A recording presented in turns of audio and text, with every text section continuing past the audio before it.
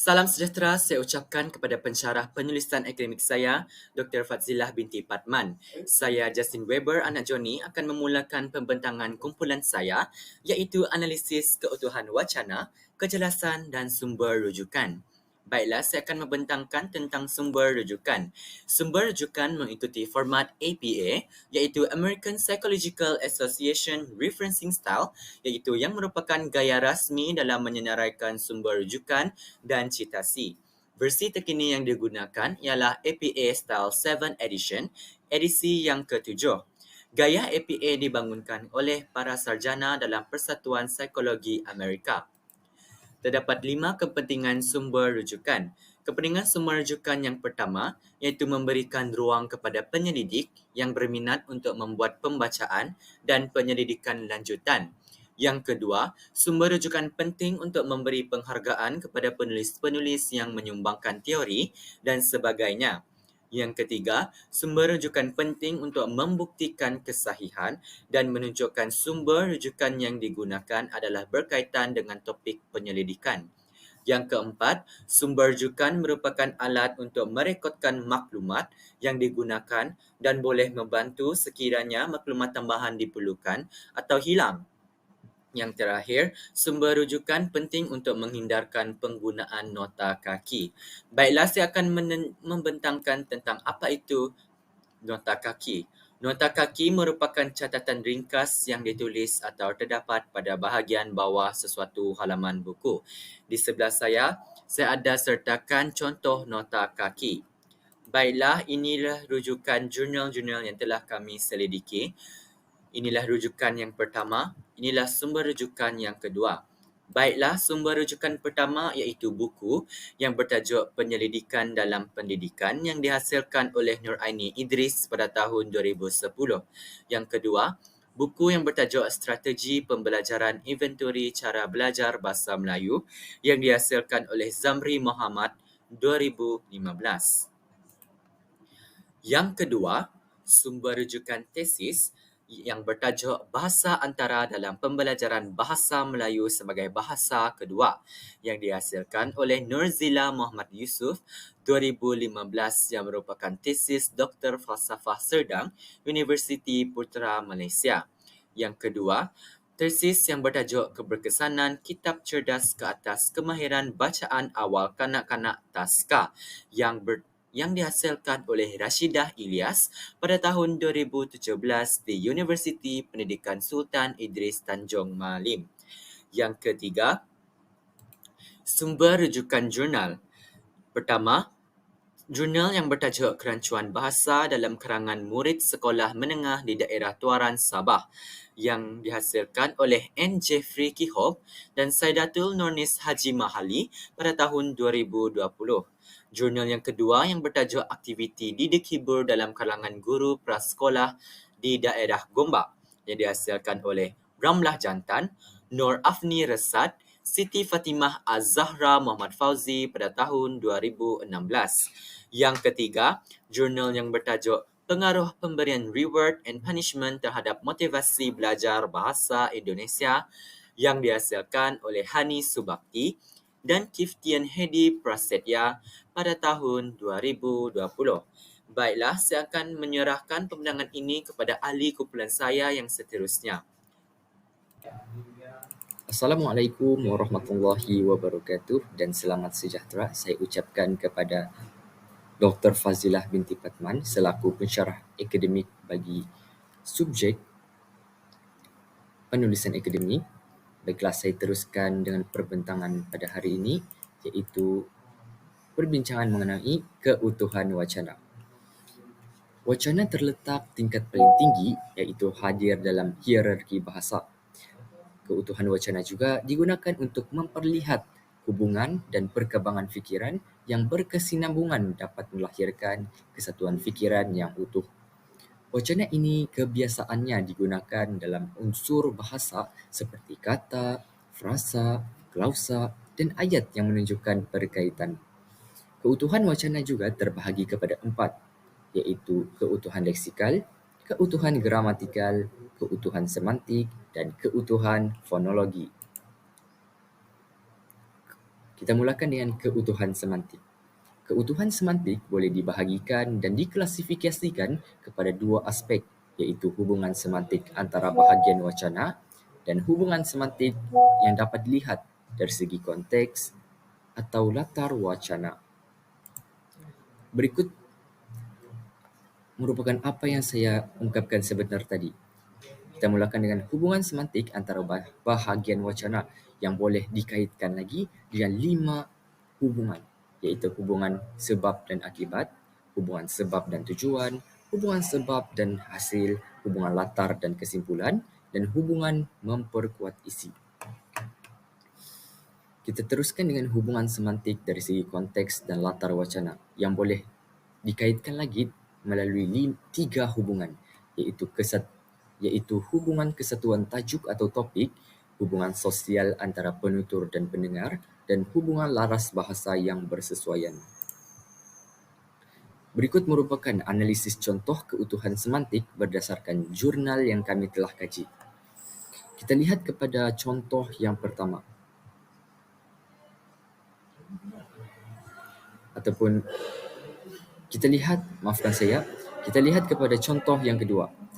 Setelah kemerdekaan negara Malaysia daripada penjajahan kuasa asing, bahasa Melayu telah dipilih dan digunakan sebagai satu-satunya bahasa yang perlu digunakan oleh semua. Kenapa kita perlu menggunakan bahasa Melayu? Penggunaan satu bahasa ini memudahkan semua warga saling memahami. Di sini kita dapat lihat bahawa penyataan ini menggunakan hubungan sebab dan tujuan, yang mana ayat pertama menggambarkan sebab Malaysia perlu menggunakan bahasa Melayu, dan ayat kedua menggambarkan tujuan kenapa kita menggunakan bahasa Melayu. Baiklah, kita teruskan kepada keutuhan yang seterusnya, iaitu keutuhan fonologi. Keutuhan fonologi boleh dibahagikan dan diklasifikasikan kepada 3 subjek, 3 aspek, iaitu hentian suara, nada suara, dan intonasi hentian atau kesenyapan suara. Berikut merupakan yang saya ungkapkan sebentar tadi, iaitu hentian suara, nada suara, dan intonasi suara. Selain itu, intonasi dapat menimbulkan hubungan semantik di antara bahagian wacana.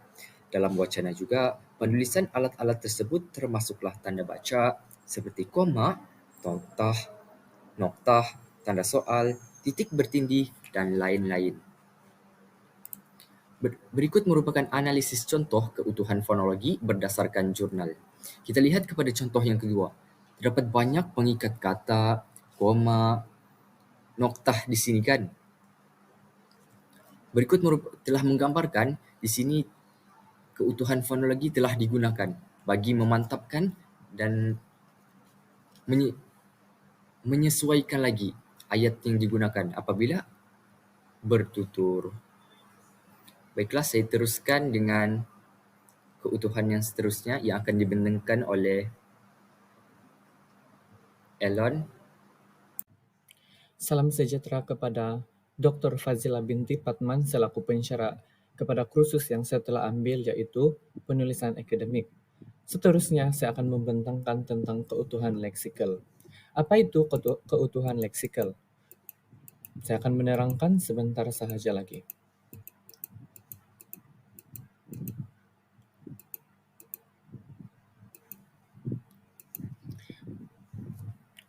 Baiklah, keutuhan leksikal bermaksud kajian tentang sesuatu perkataan dalam bahasa. Hubungan dari aspek leksikal tercapai melalui penggunaan kosakata yang serasi dan sesuai dalam sesuatu penulisan. Dalam arti kata lain, keutuhan leksikal ini menitikberatkan pemilihan perkataan yang sesuai dengan makna yang ingin disampaikan. Keutuhan leksikal boleh dibahagikan kepada 6 jenis, yaitu sinonim. Yang pertama adalah sinonim. Sinonim ialah perkataan yang berlainan ejaan atau bunyi tetapi mempunyai makna yang hampir sama. Yang kedua adalah antonim. Antonim pula bermaksud perkataan yang mempunyai makna yang berbeza. Yang ketiga ialah hiponim. Hiponim merupakan perkataan yang maknanya terangkum dengan kata lain. Selain itu, keutuhan leksikal juga boleh dibahagikan kepada himonim, yaitu himonim bermaksud kata yang ejaan dan sebutannya sama tetapi makna yang berlainan. Yang kelima, ialah kolokasi. Kolokasi merupakan dua atau lebih perkataan yang merupakan perkataan tersendiri tetapi berkait antara satu sama lain. Dan yang terakhir adalah akronim. Akronim merupakan perkataan yang terbentuk daripada gabungan huruf pertama atau suku kata beberapa perkataan yang digabungkan menjadi satu perkataan. Contohnya seperti UMS dan UPSI. Mari kita lihat pula contoh keutuhan leksikal yang saya dapat daripada jurnal yang kami telah kaji. Yang pertama, keutuhan leksikal yang terdapat dalam jurnal tersebut adalah akronim. Dalam teks ini, kita dapat lihat bahwa SMK merupakan akronim bagi Sekolah Menengah Kebangsaan. Yang kedua, keutuhan leksikal yang kami dapat adalah sinonim. Sinonim adalah perkataan yang berlainan ejaan atau bunyi tetapi mempunyai makna yang hampir sama. Dalam teks ini, perkataan strategi, kaedah, teknik, dan pendekatan merupakan perkataan yang mempunyai makna yang hampir sama tetapi perkataan yang berbeza. Dan yang ketiga adalah kolokasi. Kolokasi ialah perkataan yang merupakan perkataan tersendiri tetapi berkait antara satu sama lain. Contohnya ibu dan bapak adalah perkataan yang berlainan tetapi jika digabungkan menjadi satu perkataan yang berkait antara satu sama lain. Seterusnya, mari kita lihat keutuhan gramatikal. Keutuhan gramatikal bermaksud hubungan wacana yang berkaitan dengan tata bahasa. Keutuhan gramatikal memfokuskan konsep tata bahasa yang betul untuk tujuan penulisan. Dalam keutuhan gramatikal boleh dibagikan kepada 4, yaitu seperti penanda rujukan, elipsis, penanda hubung, dan penanda penggantian. Mari kita lihat contoh keutuhan gramatikal yang terdapat dalam jurnal yang saya telah kaji. Maafkan saya, dalam slide saya tertulis keutuhan leksikal, tetapi sebenarnya pembetulan adalah keutuhan gramatikal. Baiklah, keutuhan gramatikal yang terdapat dalam teks yang saya telah baca adalah penanda hubung. Penanda hubung bermaksud perkataan yang menjalinkan perkataan dengan perkataan, frasa dengan frasa, dan klausa dan klausa, dan ayat dengan ayat. Dalam teks tersebut kita boleh lihat penggunaan seperti perkataan walau bagaimanapun dan oleh itu untuk menyambungkan ayat dengan ayat. Seterusnya adalah penanda rujukan. Penanda rujukan merupakan perkaitan antara bahagian dalam wacana. Kata yang menggantikan diri orang atau benda. Kata ganti untuk diri orang adalah boleh dibagikan kepada 3, yaitu kata ganti nama diri pertama, kedua, dan ketiga. Untuk benda kita boleh gunakan kata ganti nama tunjuk. Dalam teks tersebut kita boleh lihat bahwa terdapat dua kata ganti yang digunakan sebagai penanda rujukan, yaitu yang pertama saya dan yang kedua adalah mereka. Itu sahaja daripada saya. Sekian dan terima kasih. Selamat pagi dan salam sejahtera kepada Dr. Fadzila selaku pensyarah akademik bagi penulisan akademik, kod kursus GWCP 1042. Hari ini saya akan membentangkan kejelasan berdasarkan analisis artikel yang akan kami kaji.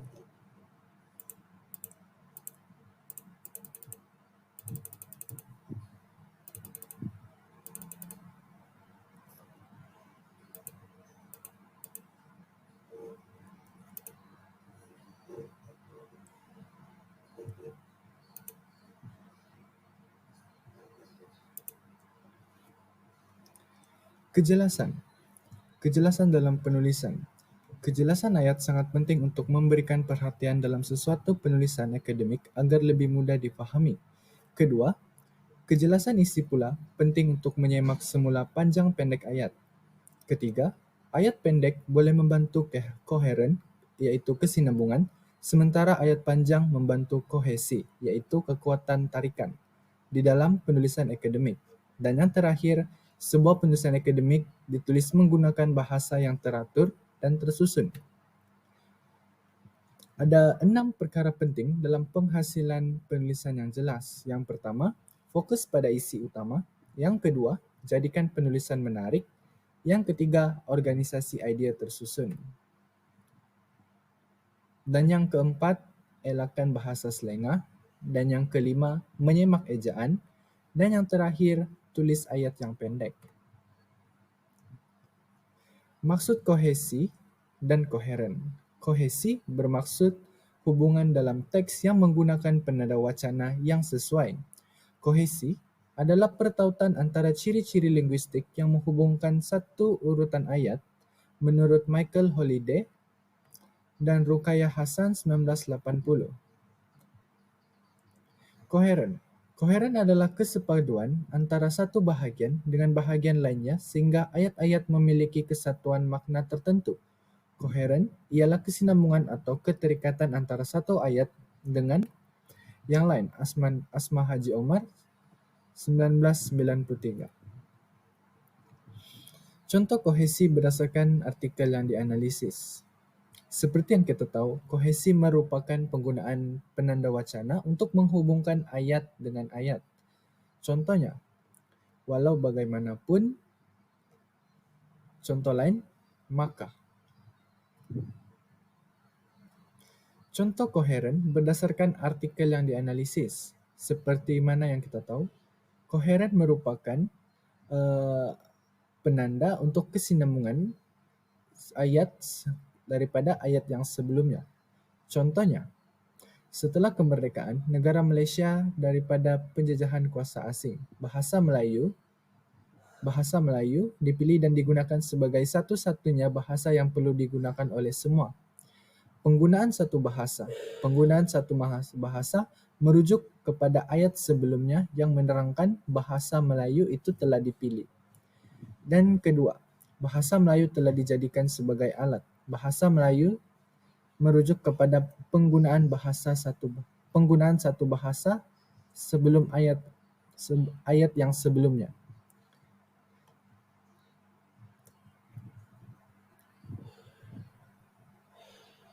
Penggunaan akronim berdasarkan artikel yang dianalisis. Perlu menjelaskan perkataan dalam nama penuh sebelum membuat singkatan. Kata singkatan yang umum boleh digunakan dalam penulisan.